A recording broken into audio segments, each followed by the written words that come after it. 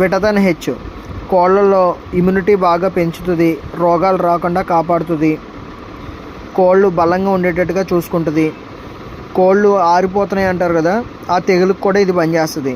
ఇందులో ముఖ్యంగా vitamin A, vitamin D3, vitamin E, vitamin B12, vitamin H, vitamin C, selenium ఇందులో ముఖ్యంగా ఉన్న ఇంగ్రీడియంట్స్ ఇవి కాకుండా సీక్రెట్ ఇంగ్రీడియంట్స్ కూడా ఉంటాయి.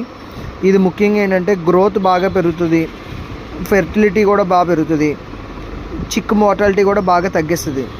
ఇది రెగ్యులర్గా వాడుకుంటే కోళ్ళు చనిపోకుండా కూడా ఉంటాయి.